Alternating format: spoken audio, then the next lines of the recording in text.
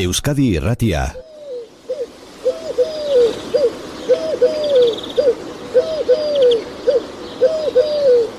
Zortzikoa, Euken Ostolazanen zortzikoa. Eta esaten diet, gure nik txistolaia izan dakoa naiz, gaur egun txistolaiak zortzikoa oso zaila da ondo idazten, eta normalki solfeuak ez dauka fintasunik dantzak idatzi izateko. Zergatik, solfeuakin mikorbalioak ezin diralako idatzi. Orduan, guk egin behar dugu interpretatuz, dantzabako izan balioan guk egin behar dugu. Eta usapal honek, bere oso izen polita dauka, bere izen ornitologikoa da, Streptopelia decaocto. Bere bigarren izena da, usapal turkiarra, eta proposatu dezagun gure ornitologo guztiei zortziko izena jarri ezaiogun uso honi. Eta esaten dut, usapal honek zeinbait txisturari da zeinbait euskal musikari baino asko zobeto egiten dut zortzikoaren ritmoa zergatik.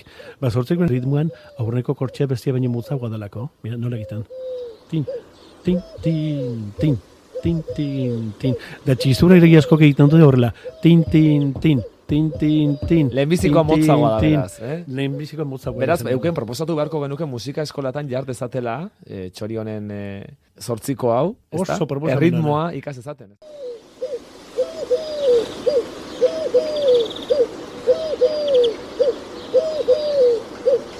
Euken Ostolaza, egunon.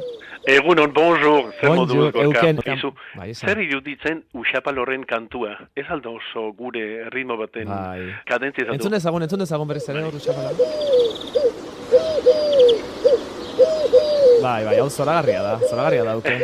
Zergatik ekarri diguzu? Konta diguzu. Ekarri dizuet, erabat zortzikoaren ritmoa egiten dulako, zeinbait txisturarik eta zeinbait musikari euskaldune baino beto.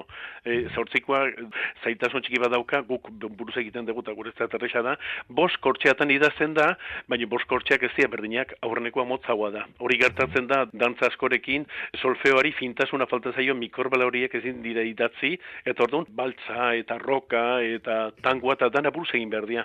Bezala, solfeoak idazten ditu bezala txukun egin ezkeo, garrazik guztia galtzen dute. Orduan, orain askok egiten dute zortzikoa, ta-ta-ta, ta-ta-ta, ta-ta-ta, ta berez da, ta-ta-ta, ta-ta-ta, ta-ta-ta, askoz dotoriagoa da, aurreko kortxoa bestia baino motzagoa indezkeo.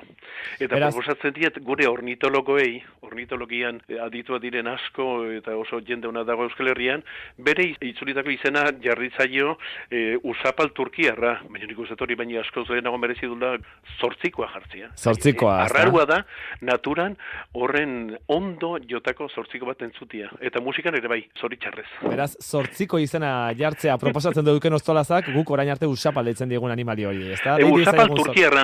Turkiarra. Nik ezakitu ondela zenbat urte hasi da hori edatzen Europan, lehen horik uste egualdien bakarri zagola, baina orain ja Europa guztien edatu den txori bat da, baina nik ezakit aurrena. Gurean ere badira, Badago, baina ezakit orain dela zenbat belaunaldi ezagutzen dugun. Horregatik, suposatzen dut, izena erabat itzulitakoa dela, eta izen propiagoa bat proposatzen dut. Beraz, zortzikoa. Beraz, San Juan zortzikoa jotzen dutenek, erabil dezatela, hegazti hauen kanta, erritmoa markatzeko. Oso,